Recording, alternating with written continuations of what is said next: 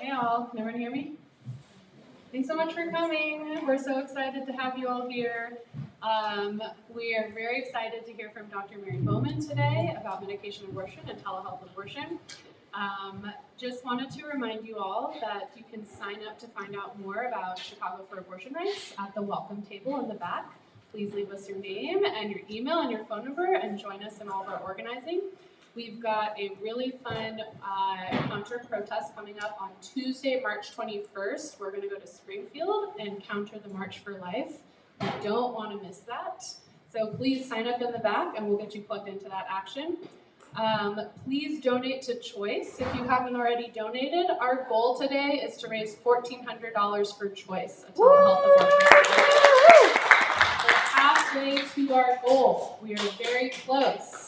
So you guys can help us get to $1,400 today. We are at $700. I really think we can get to $1,400 by the end of today. There are QR codes around the room where you can donate directly to Choix, and we're going to try to get our thermometer all the way up to $1,400 by the end of today. We've got lots of snacks, so after this discussion, we're going to have snacks and drinks and get a chance to socialize. There's a little photo booth area in the back there where you can take photos. Please talk about Choix when you post your photos to Instagram. You can also write a love note to providers. We've got some sticky notes over there in the back corner. You can write whatever you want to express your gratitude and your love for all the abortion providers like Mary who are helping people all over the place. And post those to Instagram too. Post how much you care about and appreciate abortion providers. Okay, I think that's all. I'm going to turn it over to Mary, and then we will do some questions at the end of this talk.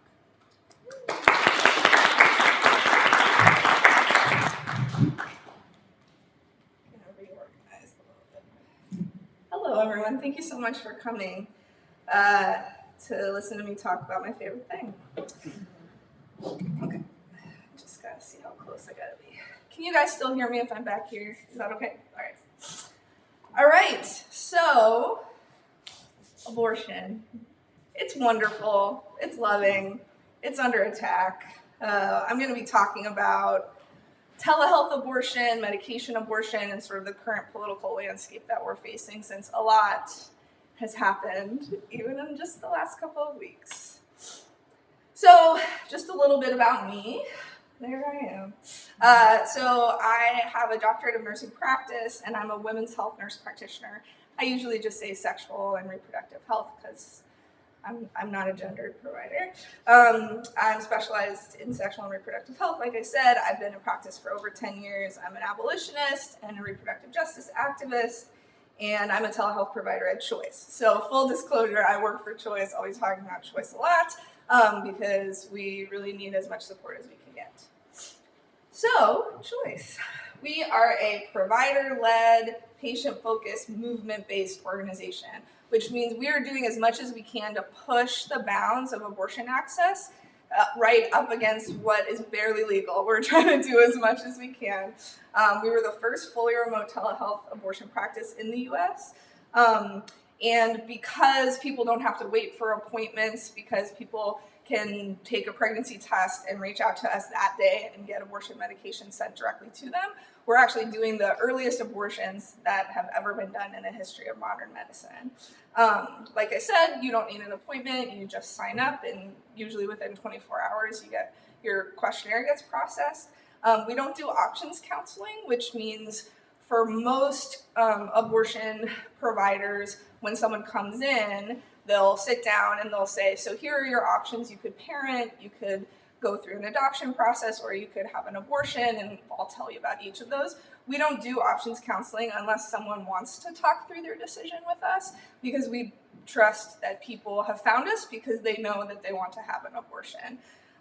So we will, process feelings if they come up for people. Sometimes they do, but mostly it's just, that you want this type of healthcare, you came to the right place, We charge $289 for everything end to end, which is quite affordable. Most in-clinic abortion care is at least $400, oftentimes closer to $5 or $6.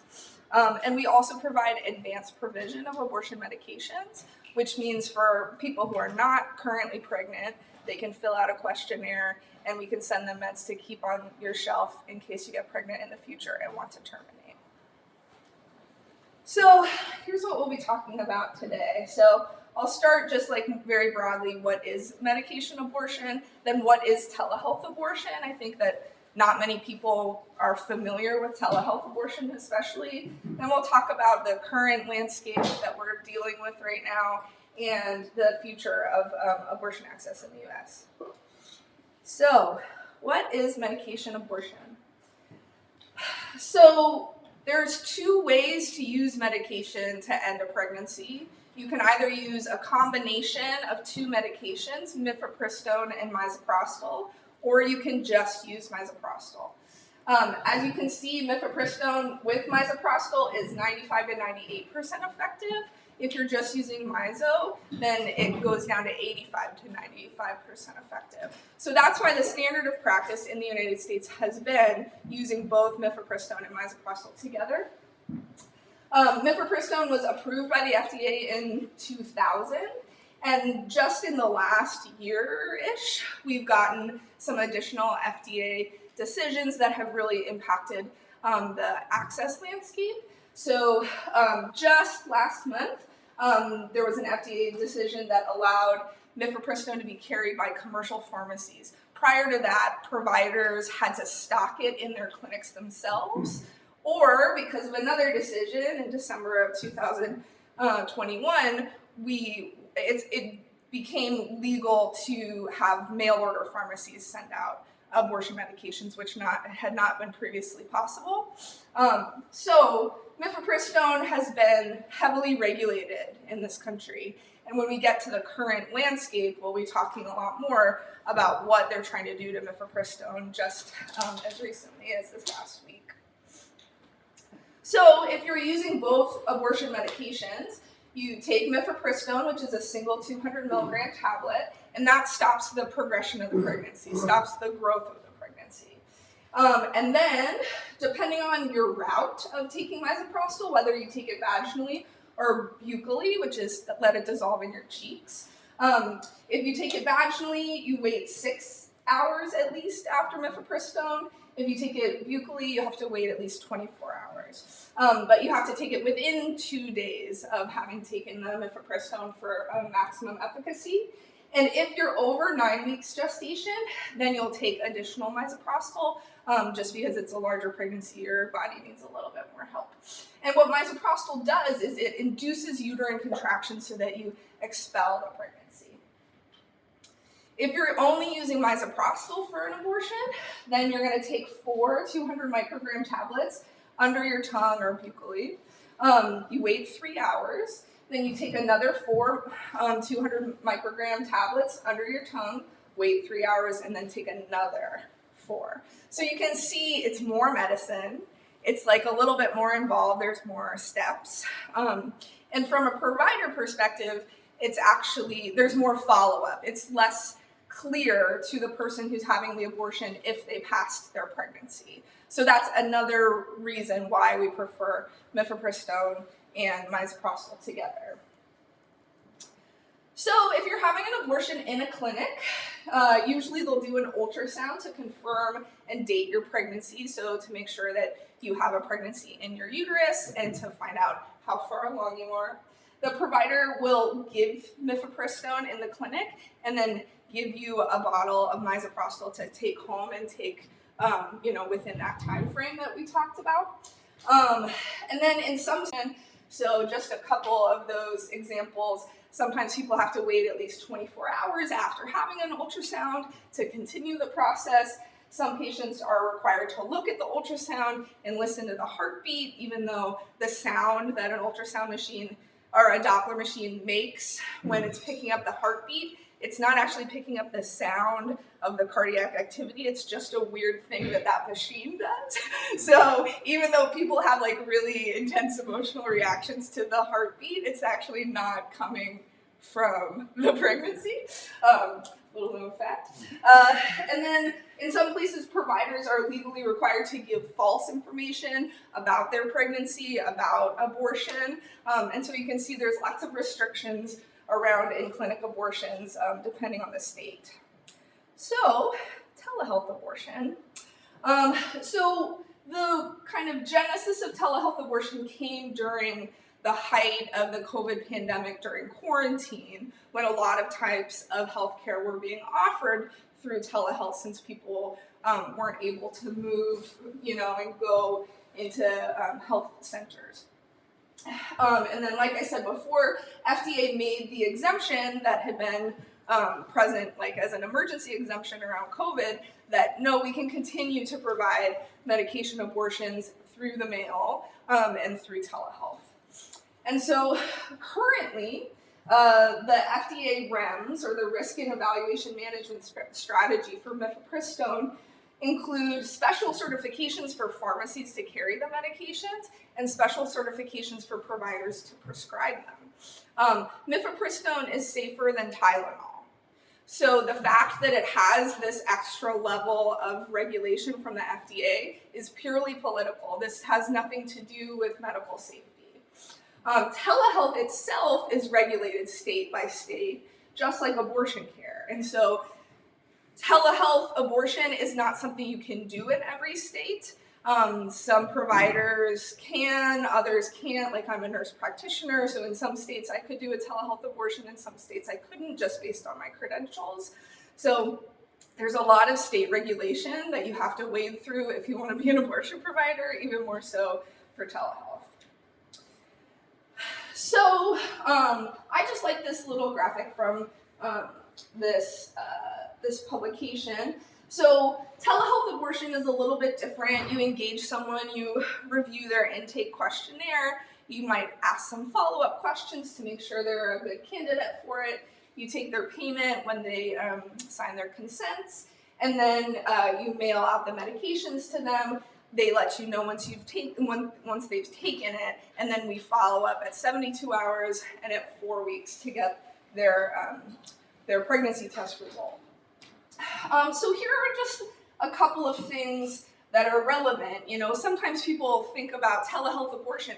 That sounds dangerous. What if something happens? What if there's something that you didn't know about because you didn't do an ultrasound, et cetera, et cetera.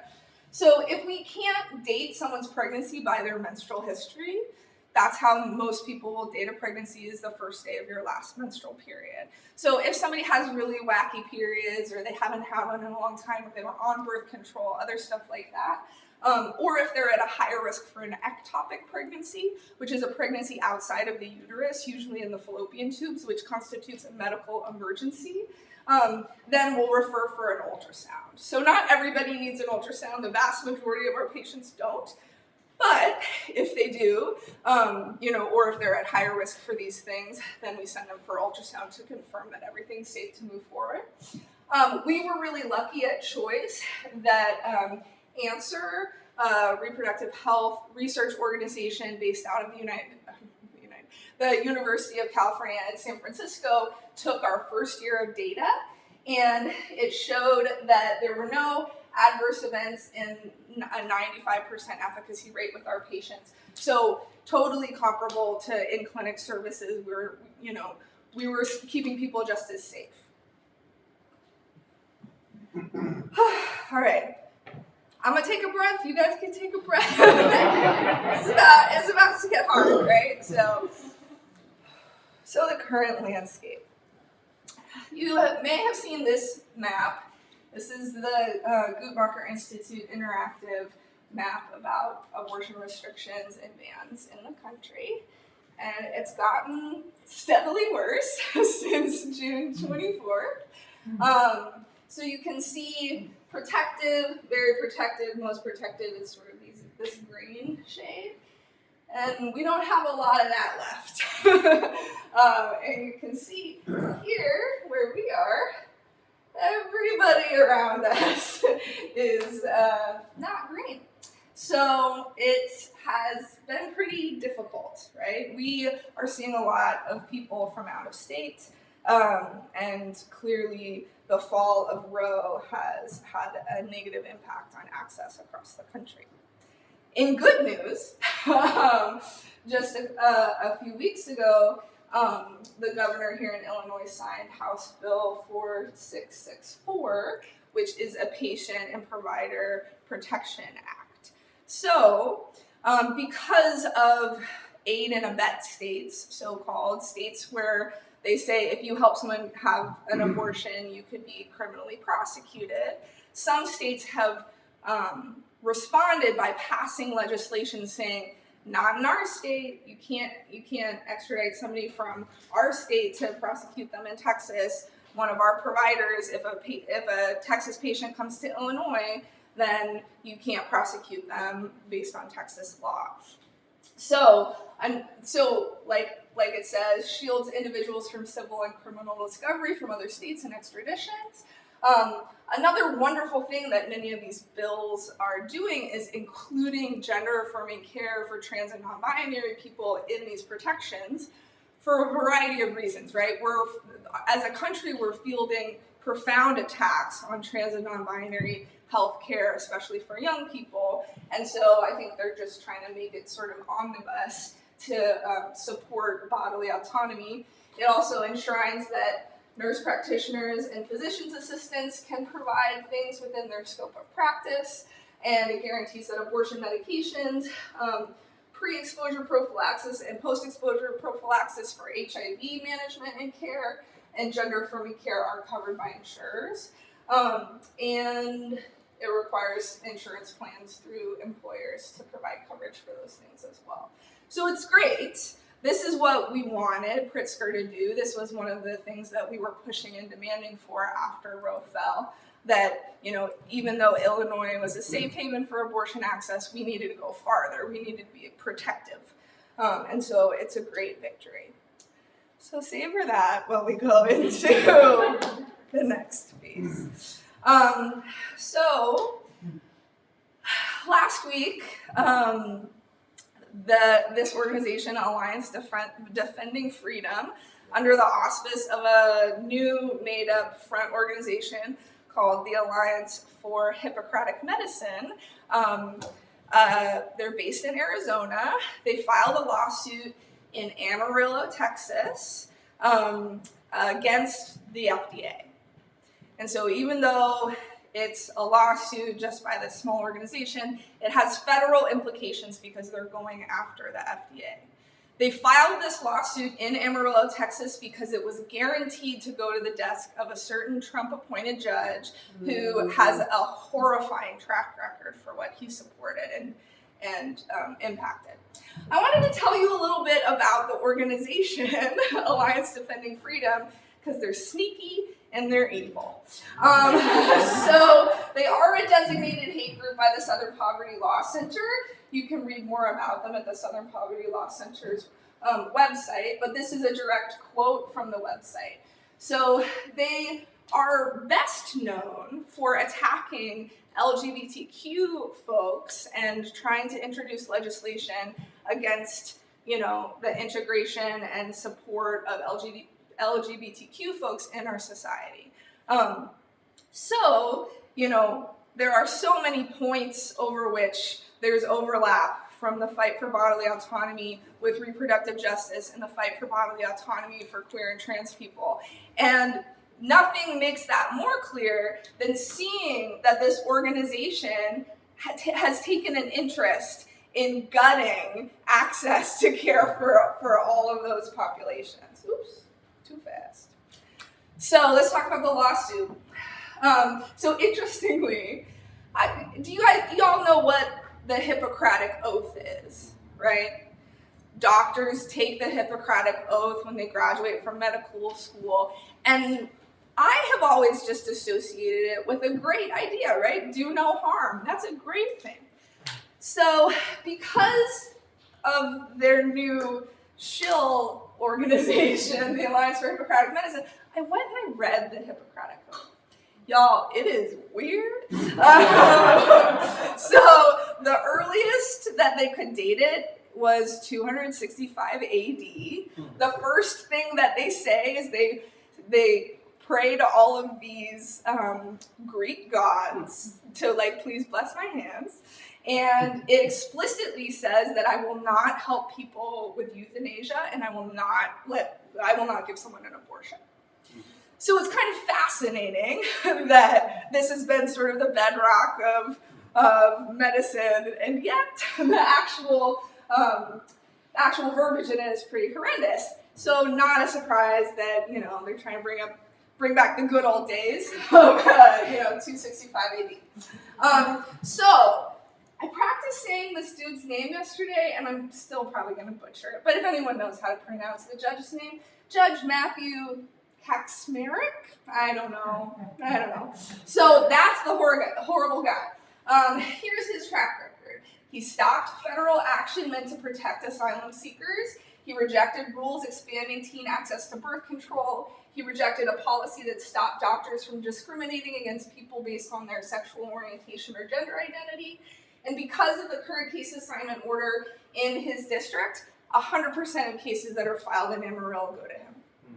So why do we think the, what is it called? Alliance for Hippocratic Medicine, even though they're based in Arizona, filed in Amarillo, Texas? It's because they knew that they were going to get the decision that they wanted.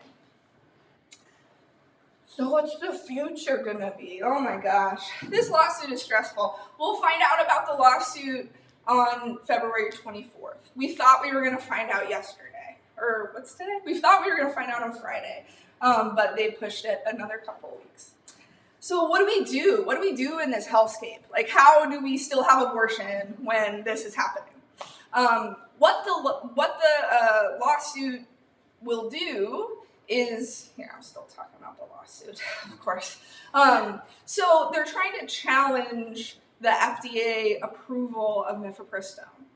And so they could go after the original decision from the year 2000. They could go after the more recent decisions that says that it can be carried and dispensed by commercial pharmacies. We'll see. We'll see what they try to do. But right now, providers are planning to go to misoprostol-only abortions any day now. And the impact that this will have on access and to safe abortion care is probably going to be more total than even the loss of Roe. Like, this is going to be very, very bad. And so we need all the help we can get. Because the future of U.S. abortion access is telehealth providers are still going to do it. We're scrappy. We did it during COVID. You can't stop us, right?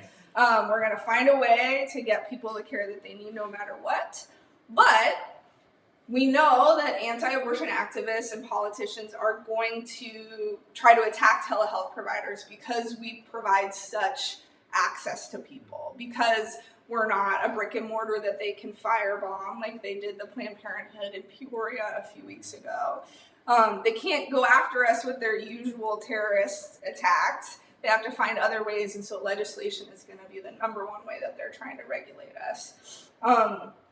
But we'll also see more acts of domestic terrorism like we have been seeing, right? Like we saw in Peoria very recently. And then the criminalization of abortion will result in the arrest of providers, the arrest of patients, more lawsuits, and more police involvement in normal health care. 66 clinics across 15 states have stopped providing abortion since Roe fell, and 14 states have no abortion provider now. So telehealth is more important than ever.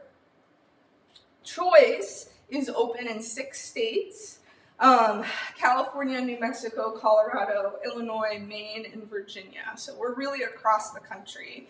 We do have a lot of patients who come into those states from out of state so that they can access care. And we're trying to build something called Choice Travel, which would be sort of an end-to-end service for people who need to travel, so helping them secure housing, helping them secure their transportation, all of it. So that's what we're trying to do at Choice. That's one of the things that we're fundraising for specifically, but we're also just very plainly fundraising to keep our doors open at this point.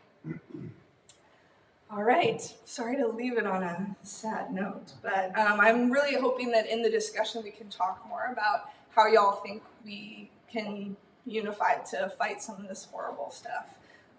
So thank you.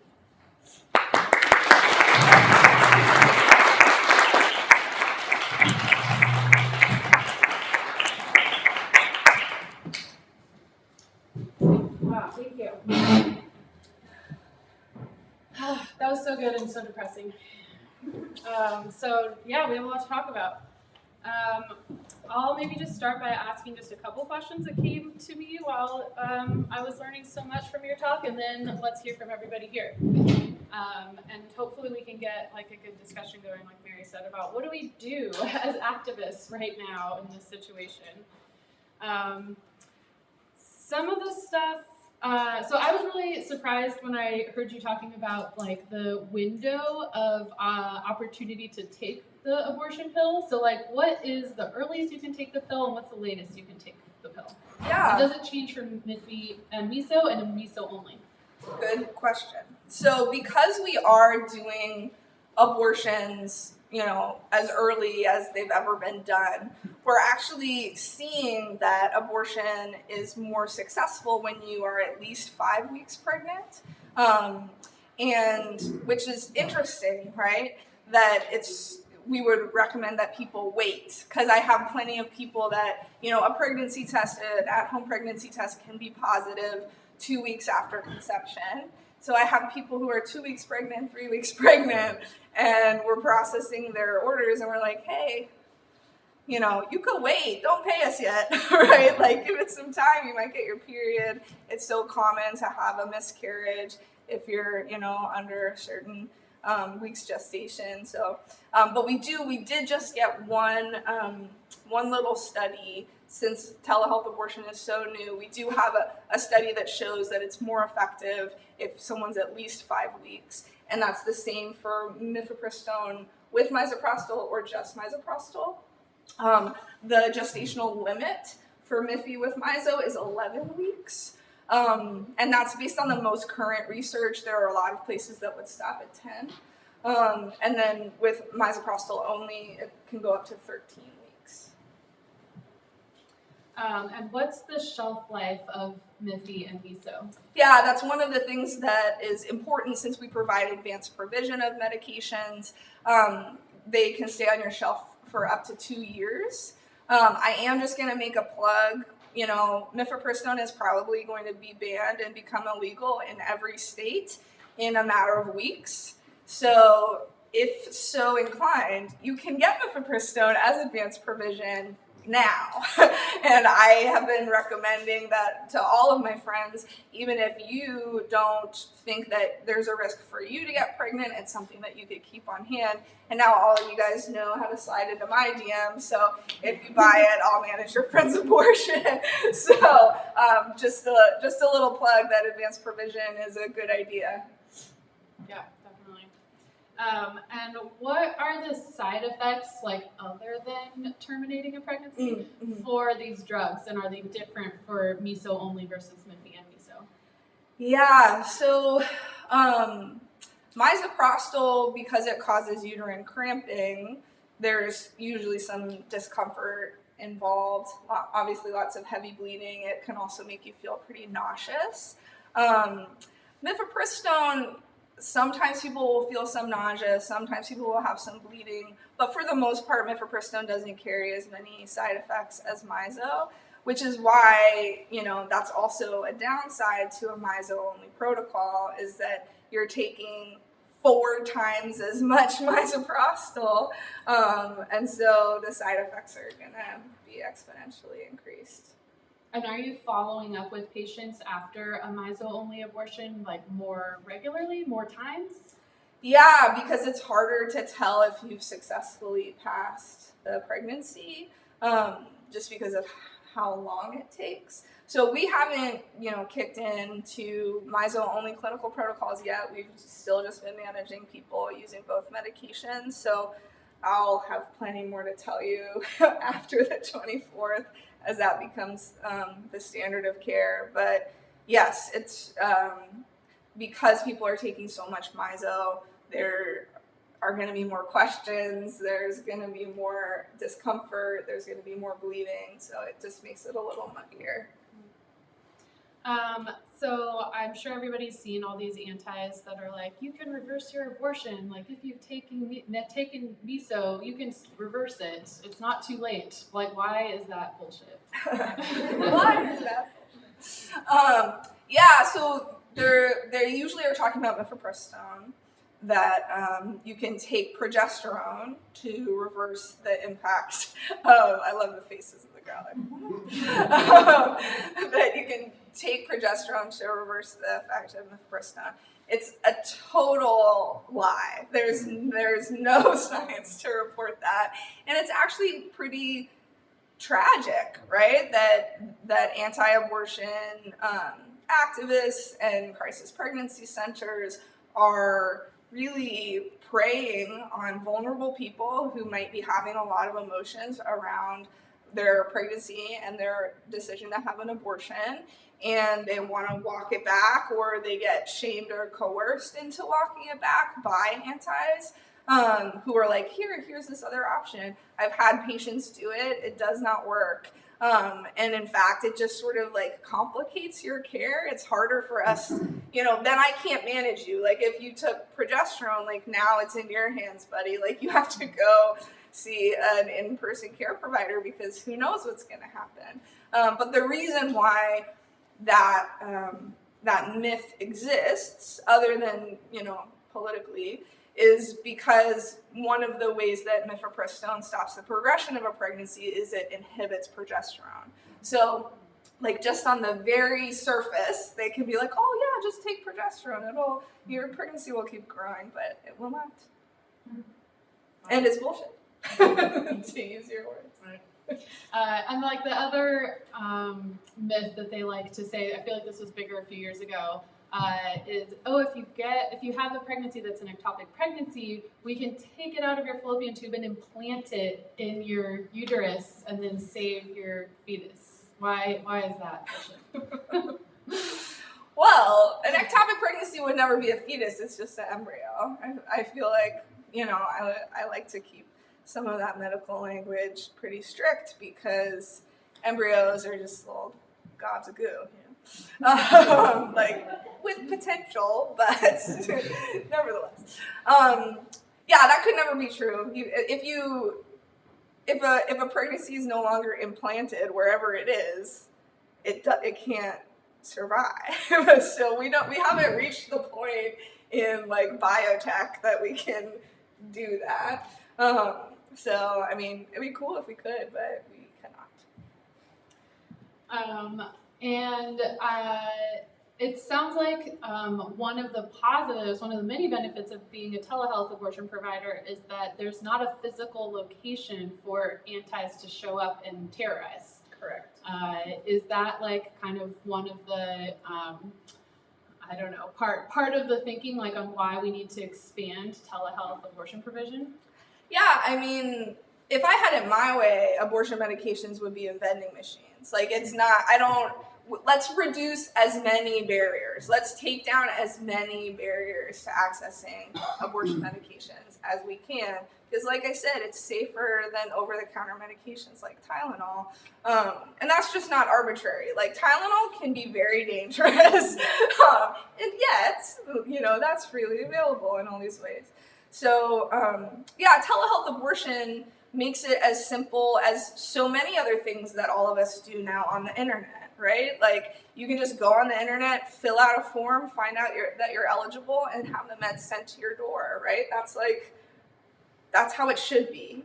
And so what we're fighting for is to open choice in every state where telehealth abortion is legal. Right now I think we're either the only or one of two telehealth abortion providers open in the state of Virginia. One of the reasons is they've introduced a ban that is still, being debated and hasn't become law, but other companies don't think it's worth it to go into Virginia because they foresee having to close there. And in our understanding, because we're a movement-based provider, we want to open everywhere we can for as long as we can. We want people to have as much access to medication abortion as they can. And so, we're putting ourselves out there as much as we can. We were the first provider to start offering advanced provision, even when there was a lot of sort of like legal gray areas. We're all about exploiting those legal gray areas. So yeah, expansion of telehealth abortion is the origin of telehealth abortion is the grassroots underground movement of feminist organizers who found ways of getting people their medications if it was illegal in their state or their country. So telehealth abortion was modeled after something that came out of the movement. People, now that we can use medication, right? Like that is the biggest change for our movement compared to pre-Roe times, right? Now we have medicines that are safe and researched and very easy to use, right, by yourself. So people can self-manage their abortions much more easily and much more safely than pre-1973.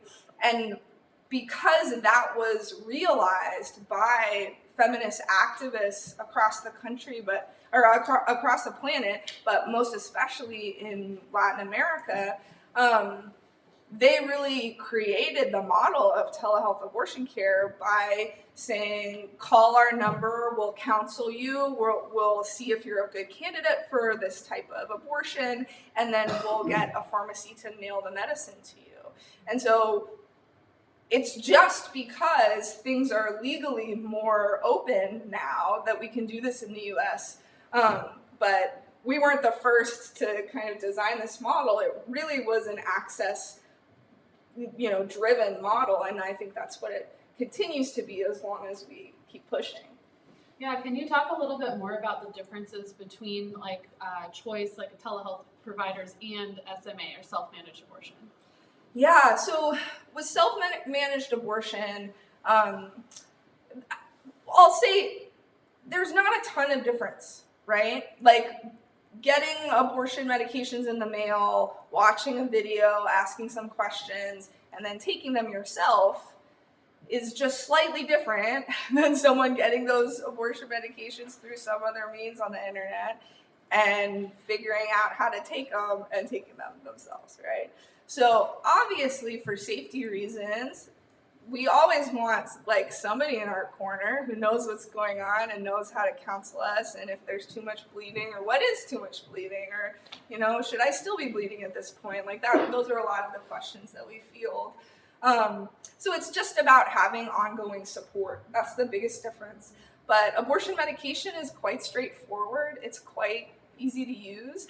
I think about my friend Stephanie, who observed her grandmother managing her grandfather's at-home dialysis machine and compared it to self-managed abortion and was like, the things that neoliberal healthcare have offloaded into the home, these highly skilled procedures that require sterility and require all this, all these pieces and all these instructions that now you can do in your house, and you could mess up severely and someone could go into a kidney failure, right?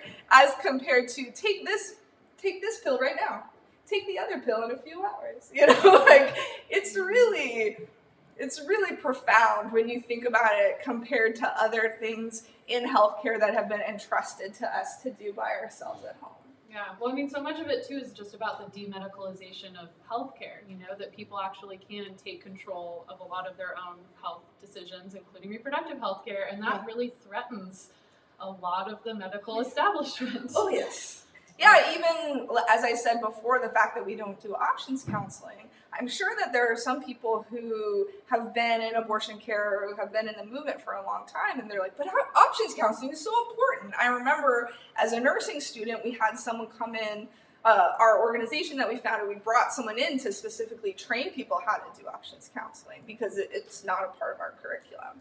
And so options counseling was something that we fought for, right? And now we're at a point where it's like, oh, this is part of how the movement evolves, right? Is we recognize that we can just trust people to make their decisions and trust people to ask the questions that they might have.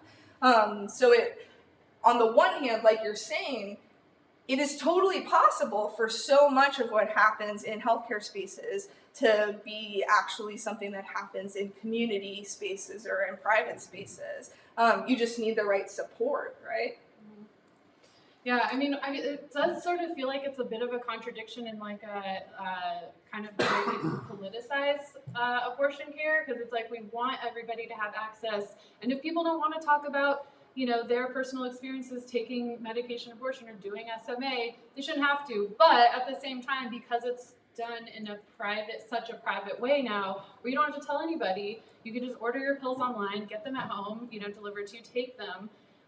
It almost sort of like encourages people to not like shun your abortion, or like not tell people about like why they needed to, or why they just wanted to take the abortion, why they wanted to terminate a pregnancy. So it's almost like harder in a way to get people to like share and politicize their experience of abortion care because of this shift to self-managed abortion. Yeah, it's been really fascinating. In the movement, I think we have often talked about generational differences. The folks that I started organizing with remembered what it was like before 1973 in this country. And, so I've given abortions to all types of people. I had a 60-year-old a few weeks ago. I've had 13-year-olds, but some of the young people, I think, are blissfully ignorant of how difficult it actually is to get an abortion when you can go online, fill out a form, and someone sends you meds right away. And so when, for example, it's like, oh no, actually you need an ultrasound because of this, that, or the other, some people respond like, no, just give me the pills. Like, what's the big deal? Well, I am a doctor, so I do actually need you to do this. So it's been very fascinating to witness like people who are like, yeah, of course abortion should be this accessible, and of course I shouldn't have to talk to anybody about it, not even the doctor. So we're setting kind of new standards of what's possible and what's normal. But I agree. I think because it can be so private, and I certainly have plenty of patients who, we ask, like, do you have support? Have you talked to anybody about this? And I have so many patients who are like, no, nobody knows that I'm doing this. And on the one hand, as a movement, we're fighting for that. Like, nobody should have to know that you're doing this if you don't want to talk to them about it. But we also know that part of the reason why people don't talk about abortion is because they can't find the support that they need in the community that they have, or they don't expect to, right? Because it's so stigmatized. So there's still more work to do. Yeah, exactly. How do we fight that? Okay. What percentage of abortions total are done through medication abortion now? 53% of all abortions in the United States are medication abortion. And so that also means, because medication abortion you can do up until 11 weeks, that means the majority of abortion is quite early. So even some of the bans, like in Virginia, I think the proposed ban is maybe like a 15-week ban. So because at Choix we provide abortions up to 11 weeks, we could still conceivably operate in the state of Virginia if they pass that ban. So, we're finding our ways to like kind of sneak by them, but it's just as important for us to protect later abortion as it is for us to protect early abortion, because the landscape that we're in is forcing people to wait longer. Later abortion is more expensive. Later abortion has more risk for complications. And so we need to defend later abortion just as much as we need to defend early abortion, even though early abortion is the majority. Mm-hmm. And some activists in other countries, do they promote using miso only for later term pregnancies? Yeah, so you can use miso for later term pregnancies. There's less research in the States about it, but it's because, miso induces uterine contractions. And so if you just take more and more and more miso, hopefully you'll expel the pregnancy. It might be harder, and more drawn out and more uncomfortable. But yes, there are definitely MISO-only protocols up to like 24 weeks in other places. And one of the reasons for that is that misoprostol is an extremely accessible medication anywhere you go. And so that's why mifepristone is so heavily regulated in the United States, but misoprostol is not. So that's why they're not going to be able to fully outlaw medication abortions, because as long as we have access to misoprostol, misoprostol is used for things beyond abortion, and so they can't target it in the same way that they can with mifepristone. Right, it was like an ulcer medication, right, that was like used by activists in Brazil. Yeah, they figured out. They read the. I usually don't advise reading the fine print on your meds, but they were like, oh, a side effect is that it could end a pregnancy. Maybe we exploit that side effect. Brilliant. So yeah, so many smart people have led to this moment. And is there a difference, like if you go to a hospital, if you are experiencing complications after taking medication abortion, is there a way for anybody to know that you've taken the abortion pill? No. The only way that they might know is if you take misoprostol vaginally and it hasn't fully dissolved. It should be fully dissolved within 3 hours of inserting it vaginally. But I would just say, if you're going to the hospital and you don't want to deal with that, just fish any remainder of the pills out and throw them away. But yeah, they can't do blood tests. There's nothing that they could do to determine that, which is one of the things that makes it so ludicrous that they're criminalizing miscarriage and trying to, like, it hasn't worked with any of the people that they've arrested for miscarriage. They can't stick, because how do you can't prove that they, unless like that young person in Nebraska who like talked about it on Facebook Messenger with their mom. Like, that's how they found out. It wasn't like that they found some biological evidence. It's that there was a paper trail, Yeah, are people in the telehealth abortion community kind of still advising people against using period tracker apps? What I've found, it's not in this talk. I gave another talk about self-managed abortion. So there's a lawyer collective that just does reproductive health stuff called If, When, How. And they put out a study recently that said that of the, I'm like, where's this? I have that presentation in my computer. I'm not going to pull that up. That's too many presentations. But it's something like 65 arrests that were made of people who had miscarriages, and none of them used period tracker app data, which is not to say that couldn't happen in the future, but really what If, When, How is driving home is that the police will find whatever reason that they want to arrest you. It doesn't matter if you use period tracker data. They'll arrest you for homicide. They'll arrest you for child neglect. They'll arrest you for infanticide. They'll find some law that they think you broke and they'll arrest you. So, fuck the cops. Can we get some questions? Does anyone have questions? Two quick things. How are the two drugs scheduled by the CDC or FDA? And then if they're for the medication that's going to be potentially not allowed in a couple weeks, is there a way to get it besides Choice? Or like if you're not planning on using it anytime soon, anywhere cheaper without like a giant consultation process? Sure. I'll answer that one first. So other organizations that do advanced provision, the only one that I know of is Aid Access, and they sort of circumvent U.S. law because their company is in the Netherlands and the providers are in Europe and the pharmacies in India. So you can always go through Aid Access. And then, I don't know of other places that are doing advanced provision. You can always go to Plan C and figure out based on where you live and how much money you can or cannot spend. Like, Plan C can really take you through that algorithm kind of. In terms of scheduling, yeah, I mean, misoprostol is not scheduled any higher than anything else.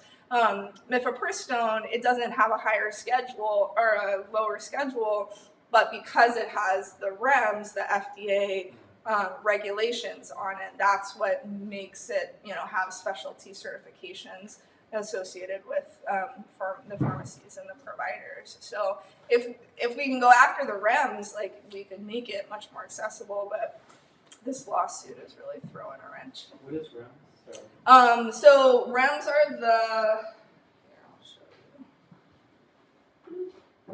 you. So the risk and evaluation management strategy. So there's lots of medications that the FDA has REMS for, and it just kind of expands on ways to like make sure that providers are using them correctly. So most drugs that have REMS are like chemotherapy, like things that are toxic and that if you use them wrong could be quite dangerous.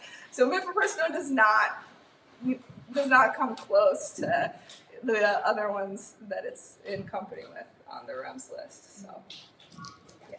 Well, is it REMS that also gives it that 11-week limit? Is that very political, or is there some risk with the after 11 weeks? No, so that's just what I think. That's trying to keep the efficacy. So there's been a lot of research in using it, that combination of medications, and it just shows that the efficacy rate is highest when you do it before 11 weeks. I think one of the reasons why we have these MISO-only protocols that go into, more advanced gestation is because it's out of necessity. Like, people are doing this because they live in places where abortion is completely illegal. And so they've had to come up with their own sort of grassroots protocols, right? And so in the US, the way that research works here, it's very hard to do research on pregnant people, even if you're terminating their pregnancy. So it's just much harder to study a MISO-only protocol here. I'm sure we will get a ton of research once MIFI is banned. We'll have all this research. Because every abortion provider in the country who does medication abortion will shift to a MISO-only protocol. And I guess just wondering, like, even if, this lawsuit that makes, it's just kind of unbelievable that this lawsuit can make a drug that's not available. Like thinking about any other drug. Like, if someone just decides to make a lawsuit against, like, insulin or something like Right. that, like, how does that make it come off the market? Yeah. Well, yeah, some of their rationales are pretty thin. And you'll appreciate this as a healthcare provider, but one of their rationales, their primary rationale, is that it's an off-label use of the medication, that it was never studied enough and approved specifically to do medication abortions up to 11 weeks. And what was the label? I don't know. I mean, they're really digging into, this approval from 20 years ago that has not been, but that's how so many medications are used, right? And so they're just trying to find loopholes, basically, and it does set a very dangerous precedent, right? About what we can continue to have access to, especially how quickly it's moving. That's one of the things that I find to be so horrifying, is they filed this lawsuit and within a couple of weeks they could ban a medication that's used across the country. So yeah, and then we're on our back feet, right? Like, then we have to find a way to get it back, which is, a worse position to be in. Yeah, I read one other argument that they're using is like saying that there's not enough testing done on people who are using hormones. So it's like they're just grasping at anything to give legitimate. They're so worried about women. Oh, these poor women. So if somebody has makes an appointment through some of these telehealth companies, does that appointment show up on their medical chart that another? I love this question. I love this question because I have patients all the time who are like, will they know? Or even somebody who I needed to send for an ultrasound and they're like, but if I go for an ultrasound, then the state will know I'm pregnant. It's terrifying, right? We live in a police state that now is criminalizing abortion, even if it's not in our state. There's a heightened fear. So this is actually a common misconception about a lot of things in healthcare, is that it's all equally shared, So if I send a prescription to your local Walgreens, not every Walgreens in the country has access to that prescription. If I put something in your chart, in your, electronic medical record at my clinic, no other electronic medical record can access that unless you're a part of a larger health system and you've consented to, information sharing in that way. So it's quite private. I had a patient just this past week actually want to know, will my local pharmacy know if you send me this medicine? No, because you're using a different pharmacy than that pharmacy, right? So it's always good to confirm that, because clearly we live in this surveillance state as well, where who knows what hospitals are doing and what information they're sharing with who. So always good to confirm that. But more often than not, that information is gonna stay wherever it is. I just asked because there was I went to a conference and the doctor told a story about how this woman who lives in Texas, she traveled to California for an abortion and then for some separate reason went to the emergency room. When she went back home, separate from her getting the abortion, they were able to see oh, I see you went to California and got this done. So I think I don't know if it's certain systems or. Yeah, that's extremely surprising. I feel healthcare, the state of healthcare in this country is becoming increasingly mega corporate conglomerate, right? And so there are healthcare systems that they open hospitals or they take over hospitals across the country. So certainly I think we're heading in a direction where there's going to be a lot more information sharing. I guess it depends on where they went. We're a private company, and so we're not, it's just our pharmacy and us that has that information.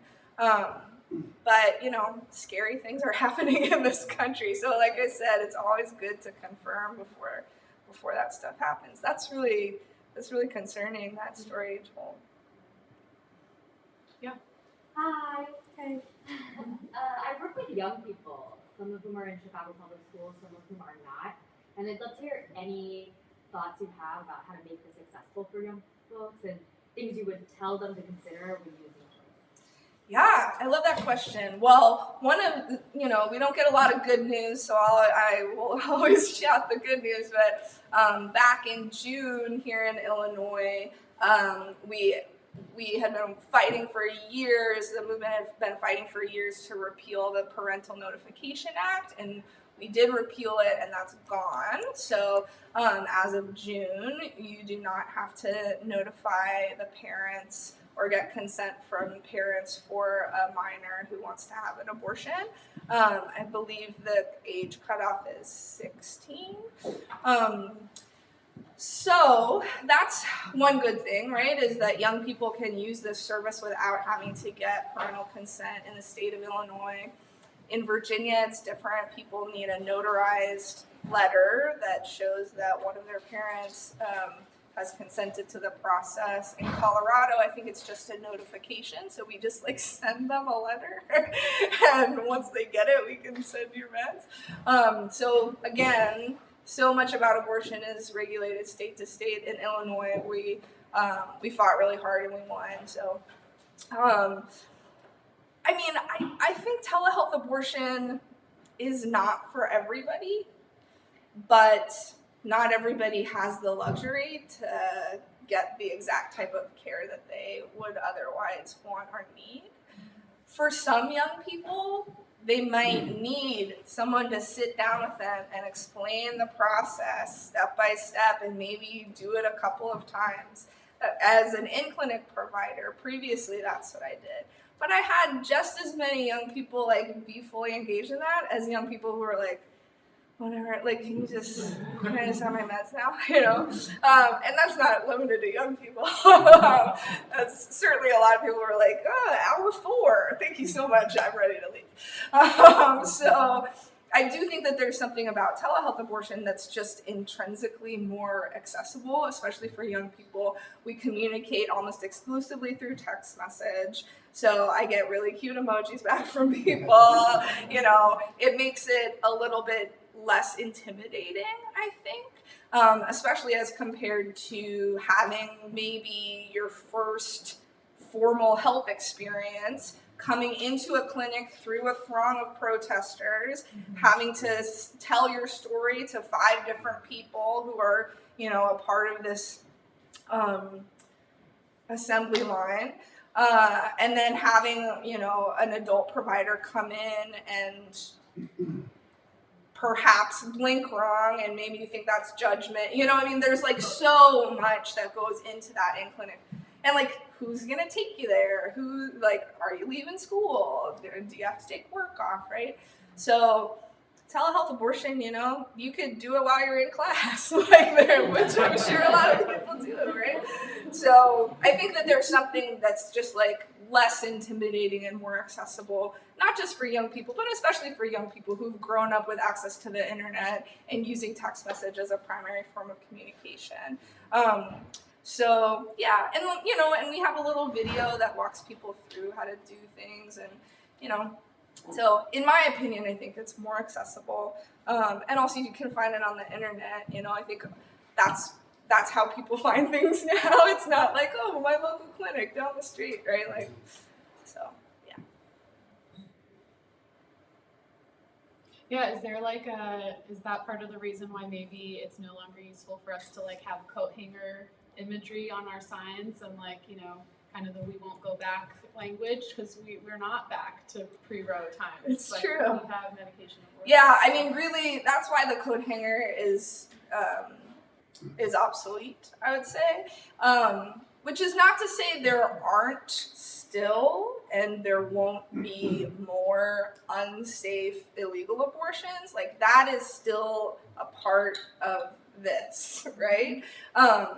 But because we have access to medications, it's just so much less likely that people will grievously or fatally injure themselves trying to, you know, have a termination, because you can just take some pills, you know. But that's part of the reason why I do events like this, is because not everybody knows how easily accessible abortion medication is. And I just want to like shout it from the rooftops, you know, like you don't have to be so stressed out and wait for weeks and weeks for an appointment and, you know, spend tons of money. Like, you can get help and support really directly and really quickly, as long as you know where to look. Yeah, so what else should we be thinking of as activists for how we can support Choix? I mean, financially, obviously, which is what we're doing here today, because we're going to raise $1,400. But also, like, how should we be organizing to support either telehealth abortion providers or just organizing to get the word out, spreading the word about self-managed abortion? Yeah, I mean, I'll come and talk anywhere you want me to come and talk. I love telling people about abortion and their options, sharing it on social media, obviously. I mean, especially in times like this, right? So the second I heard about the lawsuit, I was like, everybody go get advance provision, even if it's not for you. Just have it, just like Narcan, you know? It's like, have it in your house in case somebody needs it that walks down the street, you know, like whoever it might be.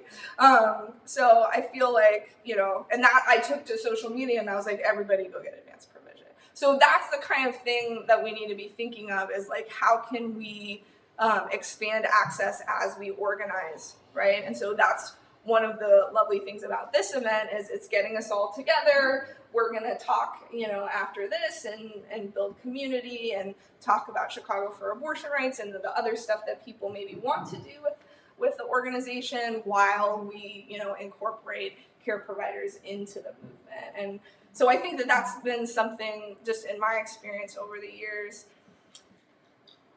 Care providers and service providers we're so busy providing services that oftentimes, we try to show up for the movement, we try to be at the protests, we try to do that stuff, but we're so busy with the work. And so what I would really love to see is to really get kind of integrated and get service providers and care providers in the same room as activists, so that we can collectively decide what strategies we're going to use going forward.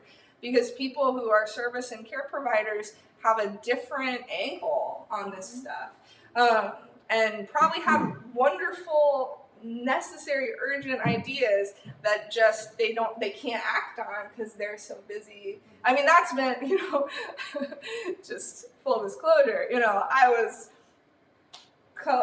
co-chair for this event with you, and I was totally absent for most of the organizing of it because I've been busy, So I feel like, but I do think it's a stronger event that, we kind of came together and organized, and kind of, I really wanted it to be in person. I thought that was I mean that's because I'm a telehealth provider and I am by myself all day. But yeah, I think we need everyone's ideas. I think we need to get really creative.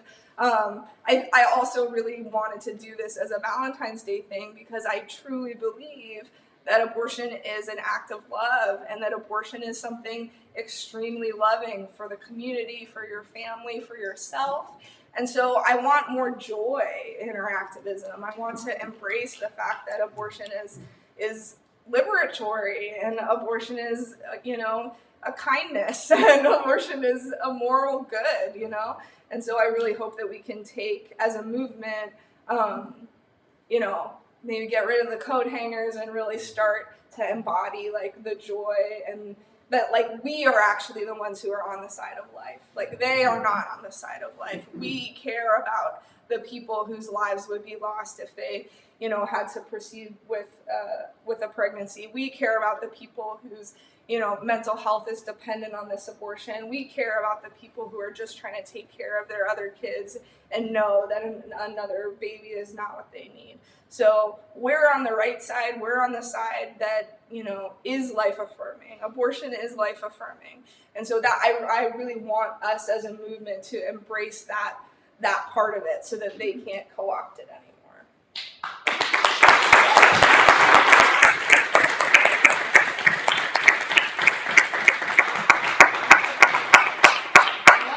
One more question, yes. Where can we donate? Good question. We have these QR codes up around the room. There's snacks back there. There's a QR code. There's a bucket. There's if a you've got bucket. cash for some reason. Yeah. Any way you want. If you don't get paid until next week, but you want to pledge to donate some, you can write on the back of and we'll add it to our tally. So, we recognize it's hard times. So Is there a monthly option? Oh, that's a great question. Yeah, we haven't, I'll ask my boss. That'd be cool. And it's bit.ly/CFAR for Choice if you want to donate online for people watching at home. Choice is spelled with an X. Thank you all so much. And let's keep talking. Let's hang out. Let's talk about how we can integrate abortion providers into our movement. Let's talk about how we can spread the word about medication abortion. Let's talk about how we can raise more money for Choice and telehealth abortion providers. And let's hang out and have fun. Yeah, write a note to providers over there on a sticky and put it on the wall, and take some photos and put them on social media, and hang out. We want to know who's here and why you're here, and come talk to me. Yeah. Thank you.